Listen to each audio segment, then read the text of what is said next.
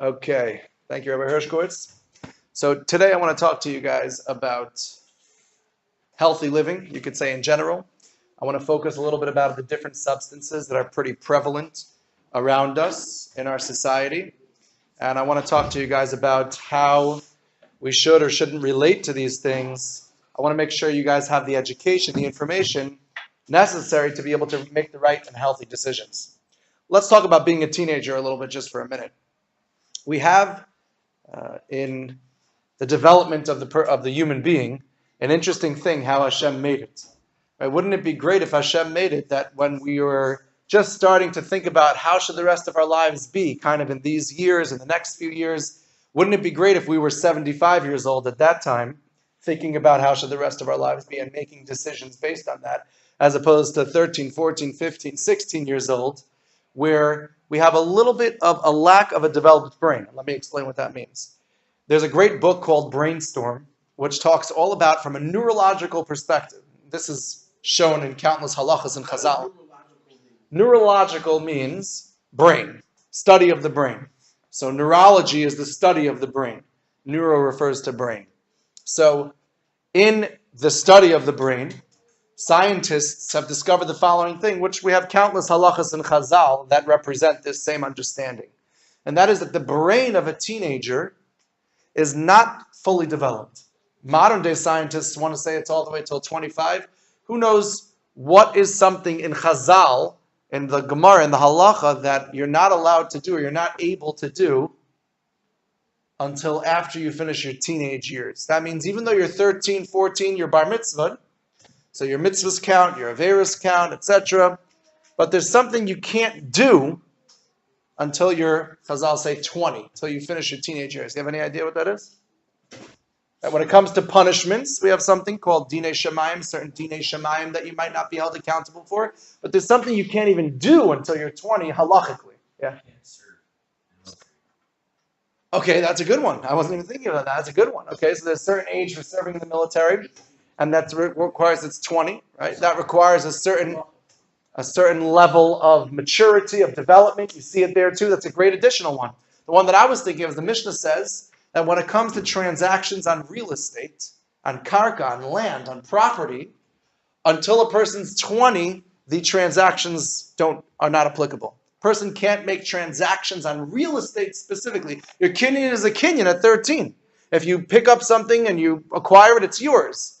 The object that you pick up is yours. But when it comes to real estate, what's the difference? Because when it comes to certain transactions of greater significance, Chazal are saying what they knew already way before the psychologists, that there's a certain development that takes place beyond the teenage years in your brain, neurologically.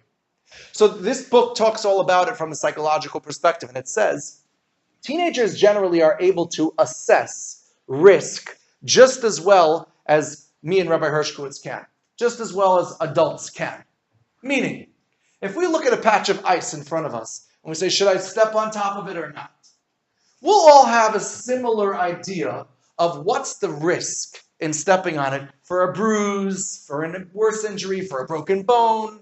Maybe broken bone is a very small percentage. Maybe a bruise is like an 8% chance, let's say. And we'll all maybe conclude it's okay to step on the ice and be extra careful, even though there's still a small percentage chance that I'll get a bruise, because it's a very small chance. And here's the key. The consequence of that small chance is a bruise. So I'll go for it. That's the part that the teenager's brain is not fully developed in when it comes to understanding risk. Not what's the percentage, but what's the level of consequence and how does that affect what percentage we're okay with. For example, let's say there's another case. I don't know, say drinking and driving. You think every single person who drinks and drives dies in a car accident? Of course not. In fact, the majority of people don't.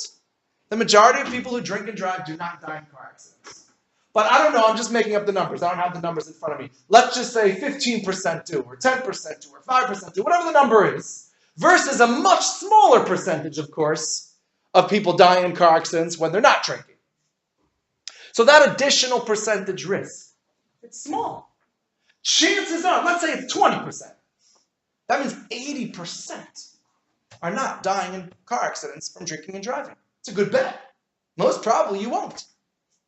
But When the consequence is death, then certainly a 20%, even a 5 or 1% chance is intolerable.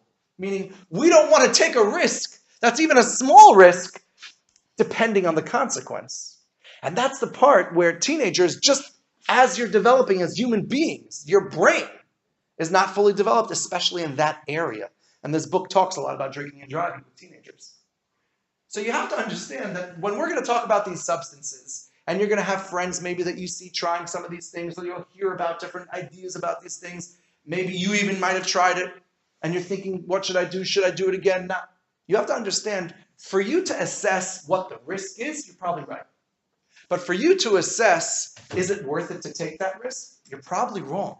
Not because you're unintelligent. You might be the smartest kid alive, but you're not fully developed in that area of being able to do it. So seek out the help of parents, of rebbeim, of people like myself, to be able to get advice in these areas so that you can make the right decisions. You're lacking in this area of being able to know and understand, is it worth it? That's why you'll find teenagers often making bad decisions based on in the moment. Is this fun in the moment? They're not assessing properly. There's a small risk and the consequences are so great. You can make a small decision at this age and it has unbelievable effects later in life. You guys know what parallel lines are that you learned, right? Two lines. No matter how far you go, they stay parallel, right? What happens if at the very beginning, early in life, you make a small little turn like that, right? A year or two goes by, you're still pretty close. But more and more and more years go by, and all of a sudden your life is dramatically different from what it could have been because of decisions that you made when you're a teenager. So we have to be extra careful of the decisions that we make and recognize that we're not at a teenager age, we're not fully developed to make those right decisions, and we should seek out the help of those people in our lives, those adults in our lives. You know, I gave parts of this presentation to all the parents in the high school that came to the meetings that we had for each one of the grades. So probably most of your parents were there. And at that presentation, I told the parents, and I'll tell them again if necessary, you could let me know, if your son comes to you asking questions about marijuana or other substances or whatever the topic might be, and you're like, I don't want them to be doing, the reaction should not be, oh no, stop, you can't talk to me about this, you're getting punished, you're grounded. The reaction should be, talk to me about it. Let's have a discussion about it. Because we want you to ask us questions, to get advice from us. And if you're having an issue getting advice from adults or whatever, let me know and I'll help you out with that. Because adults in your life should be there to be on your team, to help you out, to give you advice, to work with you so that you're properly educated, which is part of, and you make the right decisions, which is part of what we're going to do today. So let's talk about some substances.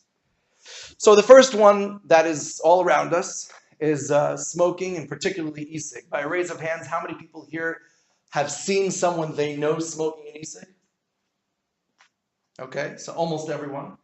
It's very prevalent, it's very much all around us, and it's important for us to know a little bit more about E-Cig than we probably know already. Now, maybe some of you know everything I'm going to say, which is great, but I imagine a lot of this is going to be new to you, so it's important to understand this information.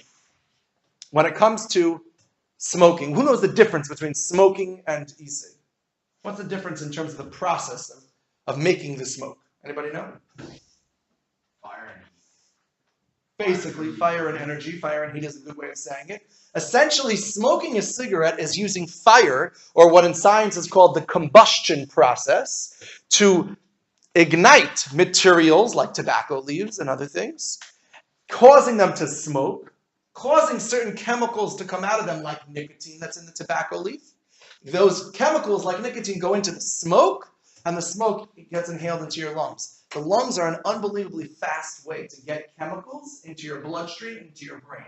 Some say 3 seconds, maybe 8 seconds after you take a puff from a cigarette, the nicotine is already flowing into your brain. Hashem made it that way because that's how we get oxygen to our brain. When we take a breath of air, the oxygen is able to very quickly go through our lungs, through the blood, and into the brain, which is where we need it right away.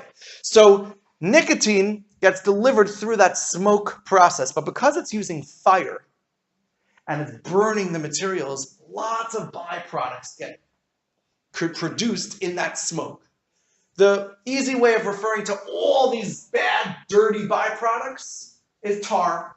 That's what people call it. So this tar, which is a whole bunch of bad stuff for your lungs, is in the smoke, goes into your lungs, and damages the lungs tremendously.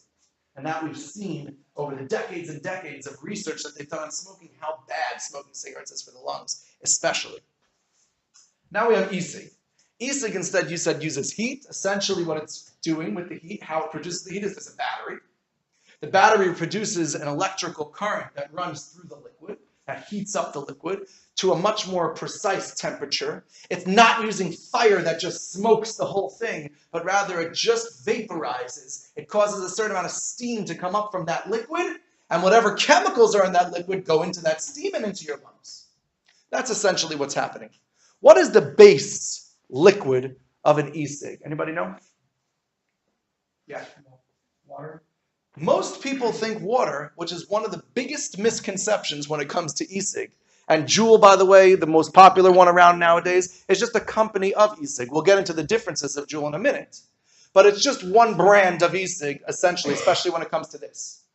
The base of an E-Cig is not water. When people think it's water, they think to themselves, just like sometimes doctors tell you, if you have a cold or whatever, go into the bathroom, turn on the shower very hot, there's steam in the room, breathe it in, it's good for your lungs.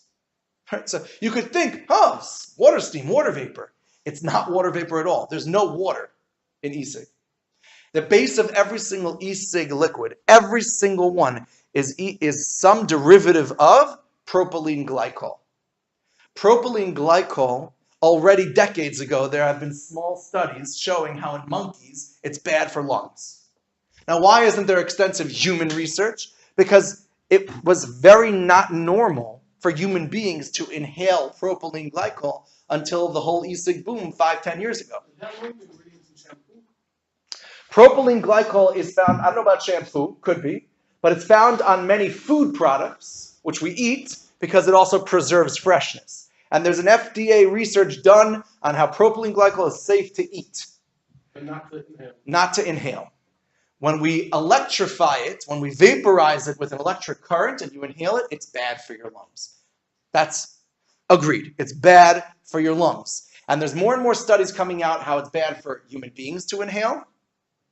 And most probably it's just going to get worse as time goes on. That generally when things are bad for you, like we found with cigarettes, there was starting to be suspicions decades ago that maybe cigarettes are bad for you. And then over time we realized just how bad, over continued usage, over continued research, how terrible it was for you.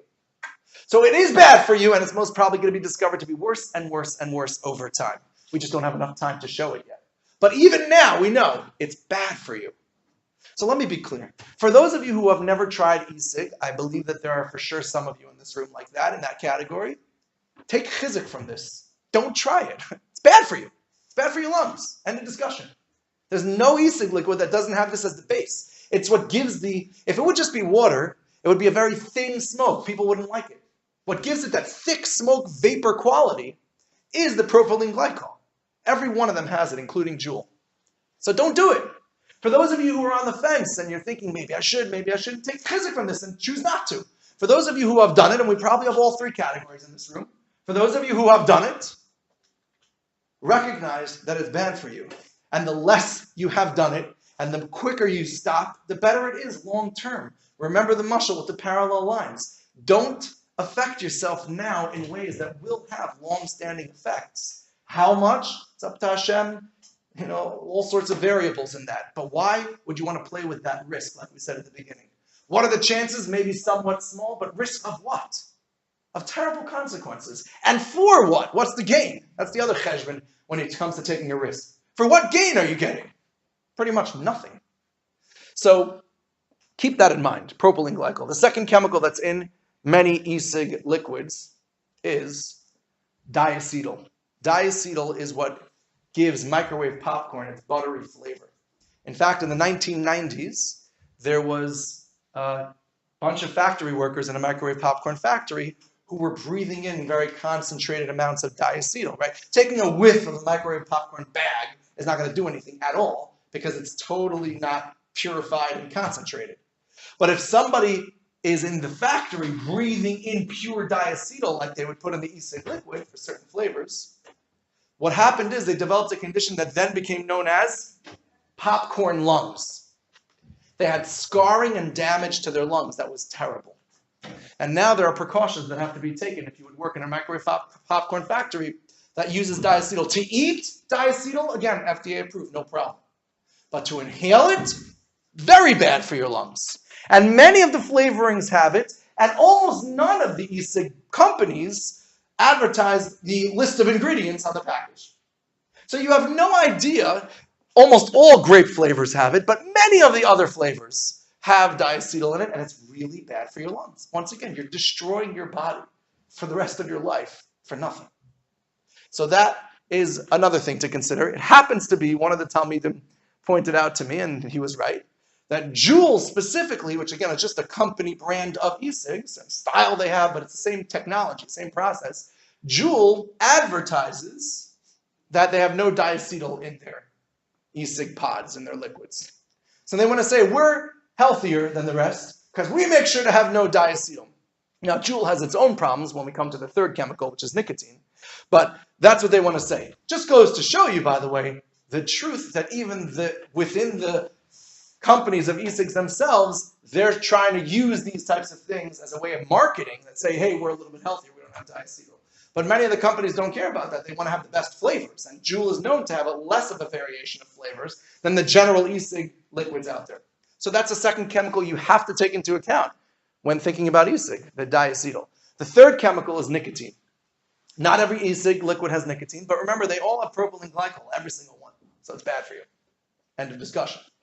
Nicotine is in many of them at different levels, and Juul, contrary to the last part, is known to have the biggest concentration of nicotine. And they purify it and they make it hit you in the hardest way, giving you the most amount of head rush that the nicotine can give you. And what this does is, first of all, the negative effects of nicotine, which I'm going to give Rabbi Hershkowitz afterwards a couple of articles here. One is called The Price of Cool, a Teenager, a Juul, and Nicotine Addiction. So Rabbi Hershkowitz could just read that and tell you about it a little bit if he wants.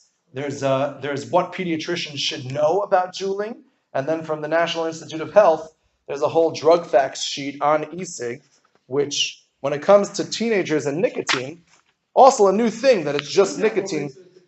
Say again? Yes. So first of all, before we get to the addictive part, first of all, the unhealthy part. Health effects for teens. This is from the National Institute of Health. The teen years are critical for brain development. At what age does the brain stop developing? What did we say before? 20. The current psychology wants to say 25. So they used to say 21 for alcohol because that's what the then current research said, 21. But with more advanced fMRIs, the ability to watch the brain in action through certain computer scanning, they're able to see that there's still development in the brain going on until 25. That's what they want to say. So because of the developing that's happening in the teenage years, young people who use nicotine products in any form, including e-cigarettes, are uniquely at risk for long-lasting effects. Because nicotine affects the development of the brain's reward system, continued e-cigarette use can not only lead to nicotine addiction, but can also make other drugs more pleasurable to a teen's developing brain, and it affects the development of brain circuits that control attention and learning. Other risks include mood disorders, permanent problems with impulse control, failure to fight an urge or impulse that may harm oneself or others. So we all know how much teenagers struggle with failure to fight an urge or impulse that may harm oneself or others, meaning making bad decisions from time to time, without nicotine being introduced. So why put yourself at an even bigger disadvantage and putting nicotine within yourself? Nicotine is not good, especially, just plain nicotine, especially for the developing brain. And teenagers' brains are developing. And then we come to what Rabbi Hershkowitz said, which is a huge part of the discussion, the addiction piece. You know, it used to be when boys would come to me talking to me about E-Cig, when I say used to be, I mean like 1 to 3 years ago. Guys would come to me and talk to me about how they're using E-Cig. It was generally a conversation about how that's what they did socially with their friends. With their friends, they would use E-Cig, and they would be bored, so that's something they would do. They would get together, it's something that they would do. It was like a social thing. Most of the time, not always, but most of the time when I would ask them, do you smoke e-cig by yourself in your bedroom? Most of the time, not. Like, why would I do that? It's something you do socially. Now, since Juul, because of the potent and increased levels of nicotine that all Juuls have, I have more boys coming into me, and when I ask them that question, the answer is, of course I do it in my, what? They don't even understand the question. This is not a social thing. This is slowly becoming an addiction. And that's the other article that I'll give to Rebbe about the price of cool. This boy, this teenager, who had to go in between classes and quickly get another vape, another puff from the E-Cig to get more nicotine from the Juul. It's talking about Juul specifically, from the Juul, because that's what calmed. Who knows what an addiction is? How do you define addiction? What? Doing something you just can't stop. So that's giving into the addiction. You're doing something you just can't stop. But what defines whether it's an addiction? So you're kind of saying you can't stop. Let's make it more specific. It's in your stimulation, like you need it to, you need it To function. Yeah, you need it to function. The flip side of that is if you don't consume the chemical, you will have negative reactions. That's what an addiction is. That's how they define addiction in the world. So you have to be, if I don't have my piece of chocolate cake, I feel very bad about it. Excellent. Yeah, we'll get to that. We could talk about chocolate cake. We could talk about coffee also, which is even more of a... It is addiction, but Right. chocolate cake is not. Okay, yeah. But there's three madregas here. Coffee, we don't mind, even though it's an addiction. Chocolate cake, not even an addiction. So we'll talk about that in a second. But the definition of addiction is, if I don't consume it, I will have a negative effect. Therefore, it's an addiction. So let's talk first about food. Are we all addicted to food? You could argue yes. You could argue yes, because if we don't have food for enough time, we will all have very severe withdrawal symptoms. We all know how we feel at the end of a fast day. We have withdrawal symptoms. We have negative reactions if we don't have food. Does that mean that we're addicted to food? In the technical definition, the answer is yes, but here's the difference. Is it bad to be addicted to something? Yes. It depends. That's what this question is saying. It depends. If what you're addicted to is part of what runs your body, the fuel of your body, how Hashem made you, like food, then that's not a bad addiction. It's how you were designed, and many won't even call it an addiction because it's not something which is being introduced that's not a part of how you function. A part of how you function is the consumption of calories. So that's not a bad. Now, what if I'm addicted to bad foods for me, like sweets or whatever? Then yeah, that's not something required to function. And if I'm addicted to that and I'll have negative reactions without it and it's harming me. So addiction requires that piece that it's not a healthy thing to have in your body. Food, obviously, is a healthy thing and part of the normal functioning of your body. Yeah. What about eating disorders? Like people Well, there's all sorts of eating disorders. If you mean something like anorexia, where you're limiting how much you eat, that wouldn't really have much to do with this. If you mean an eating disorder in some way, shape, or form where you're eating the wrong things consistently or too much, and it's bad for you, and the doctor's telling you don't have that, and you keep going back to that, etc., and you're right, that could be something that's an addiction within the food category, and something that a person should work on. You're right. Now, what about coffee, caffeine? So caffeine also is something that really is an addiction. Many people are addicted to caffeine. Why would somebody be more against being addicted to something like nicotine than something like caffeine? Well, the answer is because all the studies show that we have up to now. Like, what happens if a study comes out and everyone agrees with it that caffeine is bad for the body? Then we would be just as against caffeine as we would be nicotine. But because the research shows that caffeine doesn't seem to have negative effects on the body, at least in normal amounts, and it seems to complement our normal healthy functioning, people are not against it. Whereas nicotine, that seems to have negative effects on the body, we're against it. But the actual term addiction would remain applicable to both. Yeah.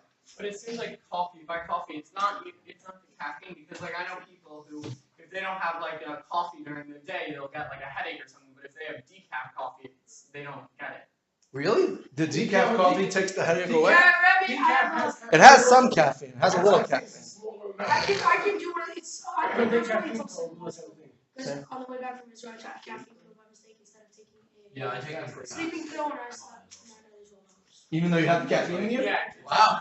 Okay, and by the way, it's true, by the way, it's not just psychological, that's not true. But it is true that different people will have different reactions to different chemicals, and different people will get more fast addicted to something, and some people will take them longer to get addicted. So everyone's different. But everyone is susceptible, everyone is able and should be suspicious that at least over time they will become addicted to any particular substance. And you don't know yourself. Maybe you're of the category of people that very quickly will become addicted. And again, Juul with the nicotine is specially designed to hook people in at the purity level that the nicotine is at, and the potency and the level, the amount that's in there, the head rush that the person feels with that first puff of nicotine. Again, it's in that article and in detail with descriptions. It's designed to make most people become addicted pretty quickly. Yeah, more than regular cigarettes? Yes, more than regular cigarettes. One Juul pod has the same nicotine as 20 cigarettes. Now, a pod has many puffs to it, right? You don't have to finish a whole pod in one sitting. But many people do, which is like smoking 20 cigarettes. And they design it purposely like that because they claim, now here's again, we just said that smoking has all this, because of the combustion process, has all this dirty stuff that the E-Cig does not have. So that's true. You could argue in that regard, E-Cig is better than smoking. And if you're going to use E-Cig to quit smoking, maybe there's a benefit to that. Maybe I'd rather have propylene glycol, diacetyl, and nicotine going on as opposed to all the tar plus the nicotine that the cigarettes give me. There's an argument to be made for that. There's a lot of research on both sides of the aisle as to whether or not it's an effective way to quit smoking. Juul specifically is trying to argue that that's all they're doing. If you listen to the radio, you'll hear more and more advertisements from Juul now saying, this is not meant for children. This is designed specifically to get adults who are smoking cigarettes already off of their cigarettes. There's a lot of discussion whether or not that actually works or not.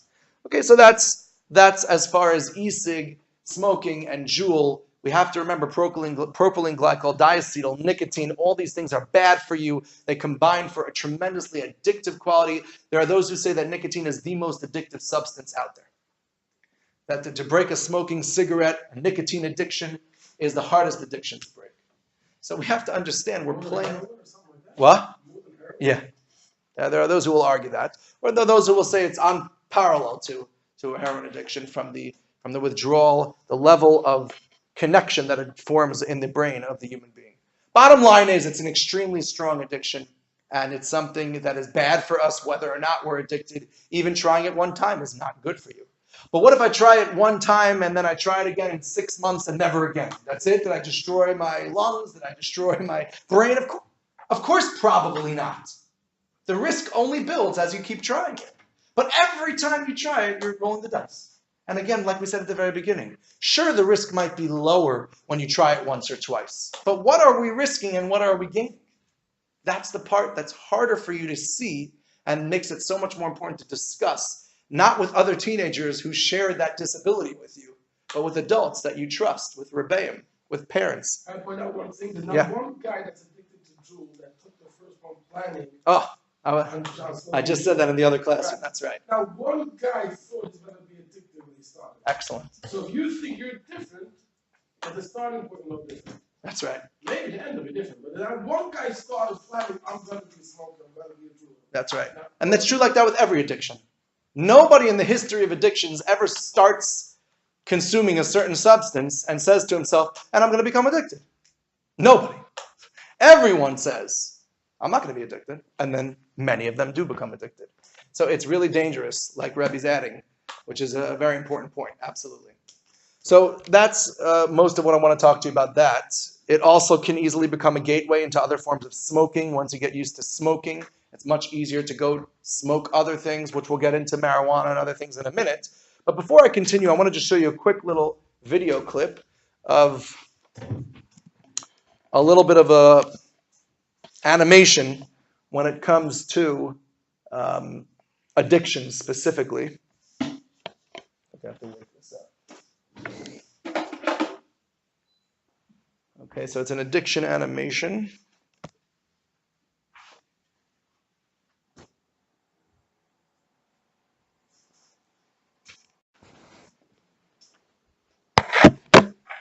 So it's a pretty dramatic presentation of what an addiction can look like. And obviously it's referring to hardcore drugs that can really destroy a person's body and a person's life in such intense ways. But the truth is that it's accurately showing you how addiction works. And one of those pieces that we didn't talk about before is tolerance. Who knows what tolerance means? What does that mean? That you can build a tolerance. your body begins to react less to the substance that you're consuming, and you need more to get the same reaction than what you had before.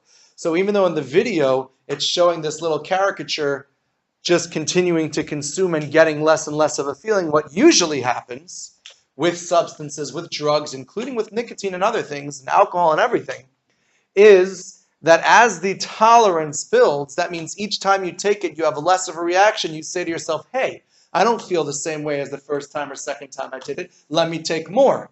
And then the fifth time and sixth time, I don't feel the same, and I need even more, and I need even more. In other words, in that muscle, in this caricature animation, it would be, he would find, the little caricature would find 2 yellow balls, and then 4, and then 8, etc., to produce, and he would even more rapidly destroy the body and the brain and everything else associated, and the addiction grows at an even faster rate. So there's a lot that goes on when it comes to addiction that makes it so difficult to resist, and ultimately it takes over people's lives. It's a really dangerous, scary thing.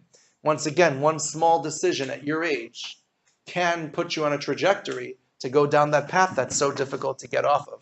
So ask advice, speak to the adults in your life when it comes to these things. Speak it out, hear what people have to say, and pay attention to the education that you're getting now and that you'll find throughout from your Rebbe, from your parents, from the people who care about you that are going to be teaching you the healthy way to live life. Let's go through a couple of other substances quickly. They're all going to share some level of an addiction piece to them, but just so that we have some basic education on some of these substances as well. Let's talk about alcohol for a minute. Who knows what the key chemical in alcohol is that causes the feelings that a person gets from drinking alcohol? Anybody know what the name of the chemical is, or the abbreviation of the name of the chemical is? 4 letters? You don't remember from middle school? It's called, yes, ETOH, correct. ETOH is the name, the scientific name of the chemical in alcohol. ETOH is a poison for the body. That's why when a person drinks alcohol, the body works in multiple ways to get rid of the ETOH that you just put into it. What are the different ways that the body works really hard to get rid of the alcohol? What? In extreme cases, vomiting. What's another 2 ways?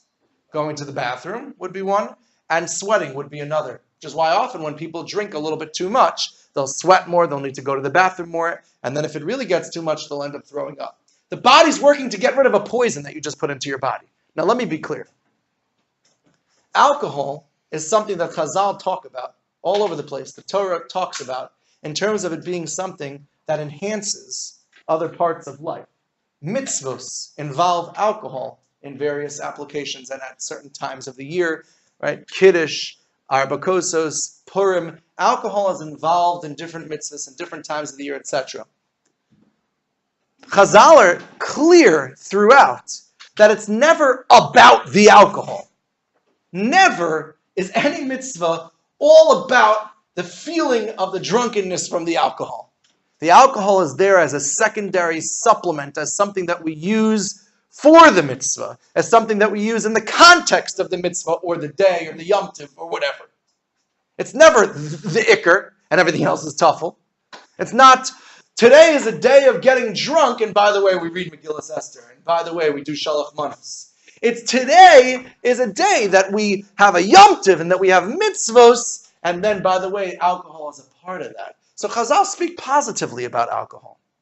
But Chazal are talking to people who are responsible and to people who are ready for such a thing.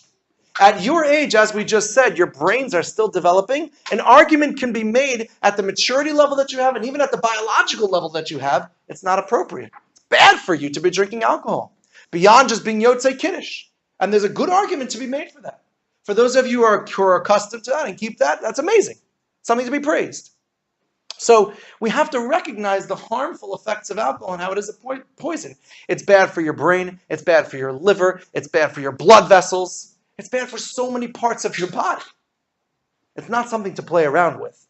So we have to keep this in mind when it comes to alcohol while balancing it with the way that Chazal show that it's something that can be a healthy, again, in moderation, when used responsibly, which generally is meant for an adult to be able to use responsibly, then it can be something which has good aspects to it, as we see in the Torah and the Chazal. There are different amounts of ETOH in different types of alcohol. It's really important to know that. Right? How much alcohol is in whiskey usually? Do you know? 30%. Yeah, 35, 40, 45%. That means of the liquid, that's the percentage of ETOH, of alcohol. How much alcohol is in wine usually? 15 to 25. Usually not up there. More like 7, 8 to 10, 15, let's say. How much alcohol is in beer usually? Like 5 to 7. 4, 5, 6, 7, around there. That's why they say that one little 1 ounce shot glass of whiskey has the same ETOH, the same amount of alcohol, as one bottle of beer and 1 glass of wine. Because the different quantities have different percentages of alcohol in them. You have to know that. What? Okay. However the description puts it, yeah. However they put it in the description. So the point is that if you have 4 shots of whiskey, 4 1 ounce glasses of cups of whiskey, tiny little cups, that's the same amount of ETOH as taking 4 bottles of beer and drinking them completely one after the next. As taking 4 glasses of wine, full glasses of wine, and drinking them completely one after the next. You have to understand that. That's important to understand. Alcohol also is extremely addictive. So many people's lives have been ruined by becoming addicted to alcohol. And once again, the negative effects it has on the body, the tolerance you build where you need more and more to get that feeling, makes it so addictive and so damaging to a person's life. So it's important for us to know that also. And here's something that I told your parents also, and I think it's really important to know. Even when it comes to, as I mentioned before, the good aspects of alcohol that we see in the Torah and Chazal enhancing things, it's never the ikar, it's always the secondary enhancement, however you want to say it. That's something that fathers should know. Generally, it's fathers that I'd be saying this to. And you guys, okay, you're still years away from being fathers, but it's not so many years at this point. Meretz Hashem, you're going to all have beautiful families of your own. You're going to be a father one day. And I'm not asking you to raise your hands or anything like that about what goes on in your homes. But recognize you're old enough to know and understand this point. If the whole tachlis, if the whole purpose of the Shabbos Suda is, look at this $100,000, nowadays it's $1,000 bottles, and multi-$1,000 bottles of scotch that people are bringing to the table, and it's all so chashav and smell all the different aspects of it, and look at the color, and the whole meal is that, and by the way, mommy's meat is good too. And by the way, maybe we'll have a small Devar Torah. But it's all about that bottle. What message are you really giving to yourself, even as an adult, and for sure to your children? It's a bad message. It's that alcohol is the purpose here. That we've gathered here today for the purpose of alcohol. And by the way, it's Shabbos. That's not the message you want to give over at all. And everyone can agree that that's inappropriate. If that's something you see, so be it. You're old enough to be able to see something, not necessarily give anyone musar, and recognize that for you yourself, you're going to do things differently. It's an important thing to consider. So, alcohol is something that's dangerous, and especially for the developing brains, especially when it comes to doing other activities like drinking and driving. It alters the ability to perceive, to react. It makes all these things so dangerous. And the consequences, again, how much the risk is might be not the majority, not 51%. Might be a smaller percentage chance. But what's the consequence? We're talking about life and death. We're talking about lifelong illness. So we have to be very careful with that. Let's talk a little bit about marijuana. There's a popular saying out there that marijuana is not addictive. It's not addictive. And there's some truth to that scientifically when you define addiction specifically as the physical body having reactions, negative reactions to being withdrawal symptoms. When you take the substance away for too long, there's withdrawal symptoms. There's some truth to that. So there's some truth that it doesn't cause a physical reaction in the body like alcohol, like nicotine, like opiates, like these things. However, when we talk about addiction, let's be practical. We mean, are you dependent on it? Do you need it to function and be happy and do things and accomplish in the world? And the answer is marijuana is equal to all the others. So maybe it's the right term in the science world is it's psychologically addictive. If you become used to always having fun with marijuana, you're not going to be able to have fun without it. Unfortunately, it's sad. People become what they call potheads, where that's it. The whole life revolves around marijuana. It's such a sad life. Everything revolves around where am I going to get the next high from? Where am I going to get the next Yeah, let's go bowling. Are you bring marijuana? No. Yeah. Okay. Let's go out to eat. Are you bring marijuana? Yeah. Okay. Everything revolves around the drug. Your whole life becomes a slave to the drug. It's not a healthy way to be, and the marijuana itself is bad for you, which we'll discuss in a minute. So you have to understand that it is very psychologically addictive, whether or not it meets the definition of addiction in the physical sense. We also have to understand when it comes to marijuana that, does anyone know what the chemical is, the main chemical in marijuana? 3 letters this time? Anybody know? Yeah. THC. Very good, THC. So THC is the main chemical in marijuana that causes the high feelings, that causes, call it the drunken type feeling that you can get from smoking marijuana. Now, there's another 3-letter chemical that's in marijuana leaves as well. Do you know what that is? Much less well known. CBD. Very good. CBD is the other chemical that's in the marijuana leaf. Now, back in the 60s and 70s, when it was all popular in the culture to be smoking marijuana and these types of things, the proportion was much more equal. Let's call it around 50-50 in the marijuana leaf of THC and CBD. Now, let's talk about those 2 chemicals for a second. THC gives the high, but it also has psychotic properties, meaning it can cause mood disorders. It has negative effects on the brain, on how we feel emotionally. It has the psychologically addictive part to it. And interestingly, that's how Hashem made the marijuana plant, CBD has antipsychotic, it's not just not psychotic, it has antipsychotic and anti-addictive properties to it.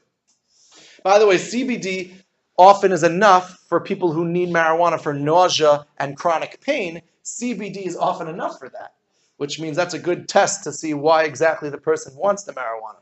But anyway, when it comes to CBD, it has antipsychotic and anti-addictive properties to it, and it does not make the person feel high at all. There's no euphoric feeling, high feeling. So back in the day, the marijuana leaf grown in its natural state was somewhat balanced. Still wasn't great for you, but much more balanced between those 2 chemicals. Nowadays, through much higher technology available to us and to the farmers, they grow, because it's a cash crop, they genetically alter the leaves to have 90 to 100% THC and pretty much 0 CBD. What that means is that the marijuana that's being smoked nowadays, even if its purest form, is much more dangerous and bad for us and damaging to our bodies and brains, and especially for teenagers, the developing brain, it's much more damaging than it ever was before. Very important to understand that, and much more psychologically addicting as well. Now, there are emergency rooms in Colorado, which is one of the first states to legalize the recreational use, where they're reporting tremendous increases in people coming in with marijuana-related sickness from ingesting the marijuana. It's a whole new product and drug that we have to be very careful of. Yeah? What kind of sicknesses? All sorts of headaches and nausea-related sicknesses, just overall not feeling well from the regular smoking marijuana and consuming even through eating. Even through eating, you can get the same effects from the marijuana. So it also destroys ambition, like we were talking about before, that pothead.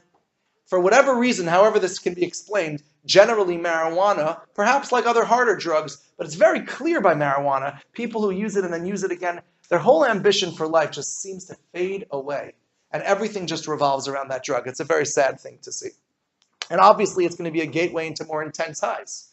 Because if either you're going to use, that's how you're going to have fun with friends, with the feeling of being high, with the euphoric feeling. Or, even worse, there's something going on in your life deep down inside, whether you want to admit it or not. There's something causing you some stress or some sadness. And here's an easy way to distract yourself. Get high with marijuana. If you're using it as a Band-Aid, then even faster will it cause addiction, because that's your escape. The second it goes away, I'm back in reality with whatever issues going on in my life, with whatever sadness I have in my life, whatever stress I have in my life. If you're using it to cope, then it creates addiction even faster. But even if it's just for fun, the addiction will form because you get used to the habit forms that that's how I have fun. It's really dangerous to play around with these things. Take all of this as a chizik. Most guys like to talk about marijuana. In my experience, most guys like to talk about marijuana, and very few have done it in our circles. There definitely are those who have done it in our circles. But Baruch Hashem, in my experience, there's a huge percentage of those guys who talk a lot about it but haven't actually done it. Baruch Hashem. Why do people like to talk about it so much? The answer to that's simple. Look at the society around us. For whatever reason, the society has, I guess you call it, devolved into like, that is the main topic in the news. In fact, Andrew Cuomo, a few weeks ago, he's the governor of the state of New York. So he's running to be elected for his third term. And he just put out a statement a few weeks ago that one of his top item lists for the state of New York in his third term, vote for me, is that we should have legal recreational use of marijuana in the state of New York. This has become the talk of our society. And it's sad because it's not reality. It's all an escape from reality. It's all about, now we should just have alcohol, we should have other forms of escaping reality, of using substances for fun instead of actually healthy, engaging activities, of using substances to cope from stress and sadness instead of dealing with it and talking it out with someone and figuring it out to become a healthier person. These are things to keep in mind. Opiate, yeah. Medicinal marijuana. How is that different? Meaning, what is that? That's a great question. Medicinal marijuana, like I said, can just be CBD. You're saying it's the opposite. Can just be the CBD from the marijuana. It's produced CBD. And that will not give any high or euphoric effects and might help cancer patients with nausea from chemotherapy, might help certain types of chronic pain that people have. But some say, no, we need the whole thing with the THC also, but the verdict is out exactly where that motivation is coming from. Yeah. Is wax any different from marijuana? Wax is essentially taking the THC chemical and instead of putting it in liquid form and putting that liquid into an E-Cig and smoking it to get the THC into your body and brain and feeling high, you get it into a more congealed wax form instead of a liquid form. And some people prefer that for various reasons. It's just another form. And then you smoke it. You are able to either light it on fire or you're able to put the electricity through it again so that it causes the steam from it being in a wax state. And then you're able to smoke it. So that is definitely how some people are consuming the marijuana. All the negative effects stay the same as far as the addiction and the devastation it takes on a person's ambition and goals and healthy, productive life. Let's just go through two more quick things and we'll be done. Opiate medications, painkillers, stuff like that.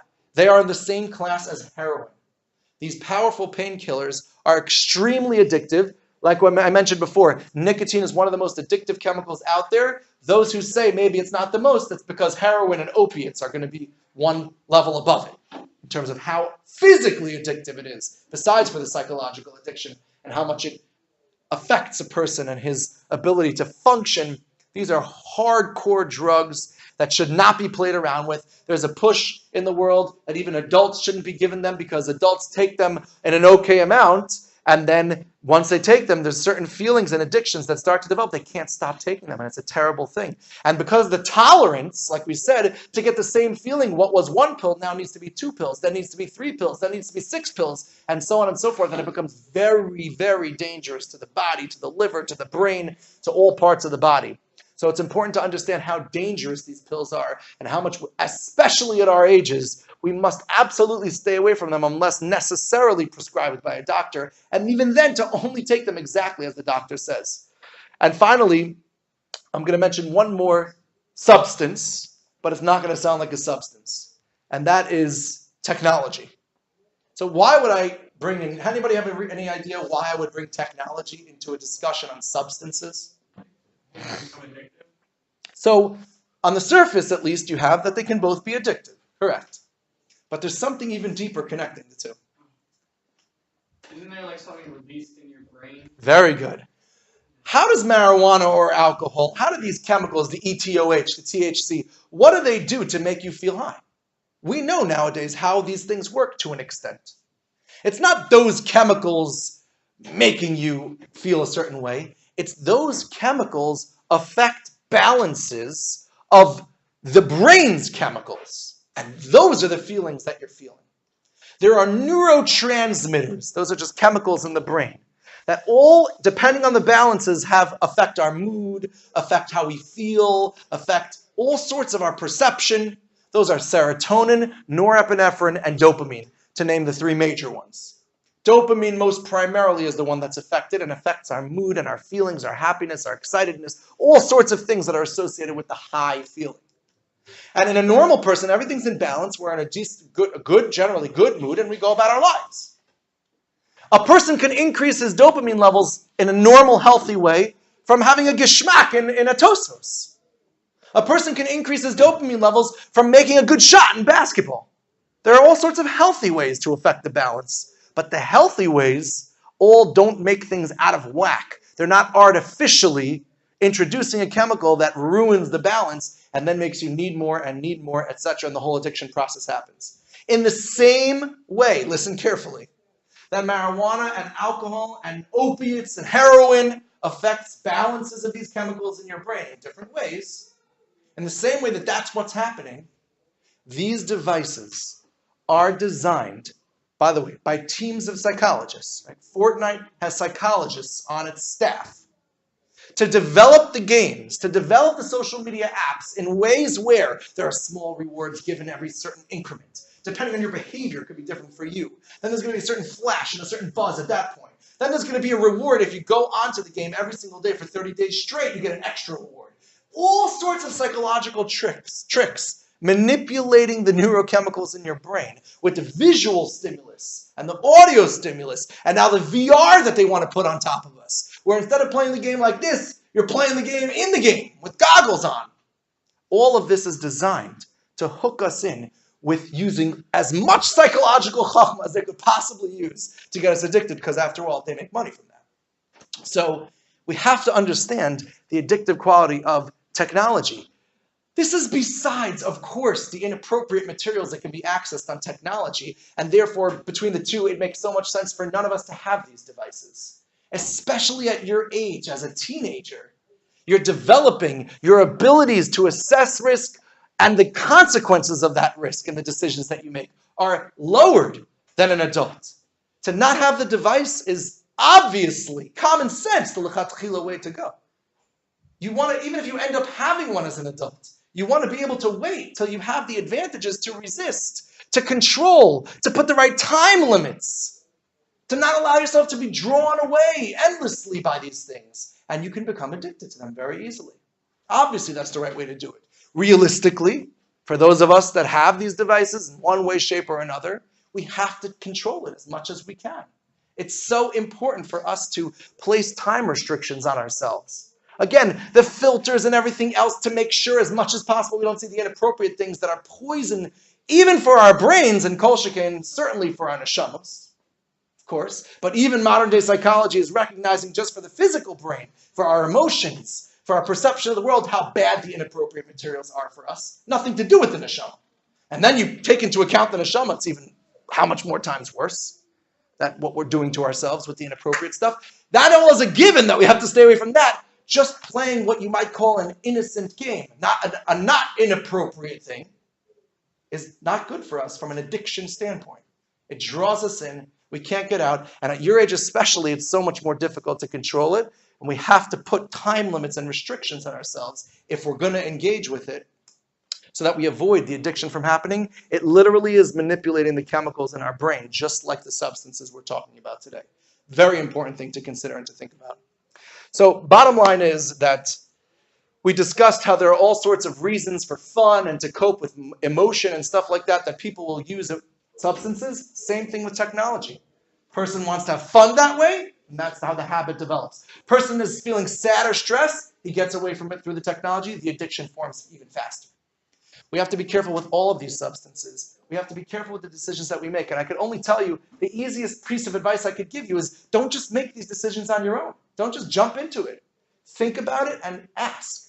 Ask parents, ask a Rebbe, ask people like me for advice, for guidance, so that we can work together with you so you make the right decisions to be as healthy as possible, to become the best, most healthy, productive adults that you can be. And Amir Hashem, through that, will give the Rebbeinu Shalom so much nachas that'll bring the Mashiach to Canaan Meher V'Yameinu Amen. You got a question?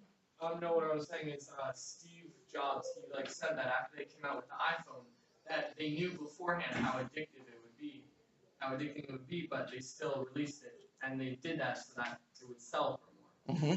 Not only that, but those people who developed a lot of these apps and a lot of these devices, who live out there in Silicon Valley, in that area, they send their kids to schools, and they are all obviously the supporters of the school and everything. They mandate that the rules of the school are extremely strict to not allow devices in school, to keep the kids and the teenagers away from these devices as much as possible, to limit it as much as possible, because we know how susceptible, especially teenagers, are to forming these addictions and to becoming damaged by them. Yeah. Bill Gates doesn't expose any of his kids to any technology. Bill Gates, okay, there you go. He's even more machmir, you could say, than some of the other guys. Okay. His kids don't have any technology. Okay, I didn't know that, but I hear. Bottom line is we have to be really careful with the technology, and we really should be approaching the technology in terms of this part of it, the addiction part of it, in the same way that we would approach being careful with these substances, not ruining our lives and damaging ourselves because of it.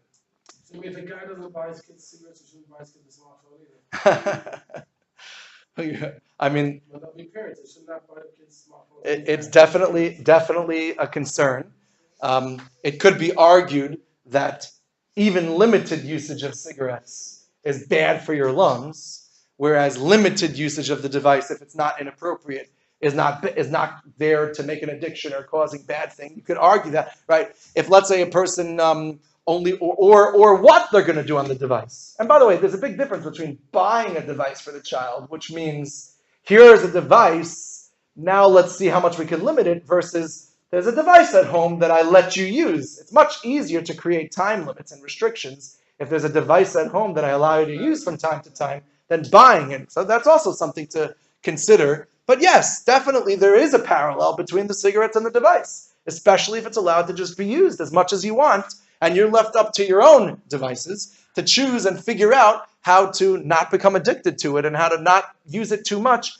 More often than not, the teenager is going to make a mistake in those calculations and not be able to precisely understand just how quickly the addiction can form and how bad it can be. So yes, it's definitely much better not to have your own, and for there not to be one in the house. But realistically, even if there is one in the house, for you not to have your own and just that there's one in the house, and you want to be able to still, play certain games that all your friends are playing, but you want to keep it limited, you want there to be time restrictions so you can stay healthy in all these ways, that's the best way to do it, even if you're going to have the device in your house, as opposed to it's my device, I use it whenever I want, I'm in control, I can make the right decisions. That's what every single person who's ever become addicted to it, who's ever had bad things happen to them, where their schoolwork suffers and everything, learning suffers, all those people also said the same thing, like we said with addictions, with the substances. So there's a lot of parallel between the two to consider and to think about. So I hope any other questions? I hope this education is something you guys think about. And again, you talk to us about any questions you further have that might come up. Please feel free to talk to us. And Eretz Hashem, we should continue with a lot of health and a lot of nachas. All right? Good. Very good.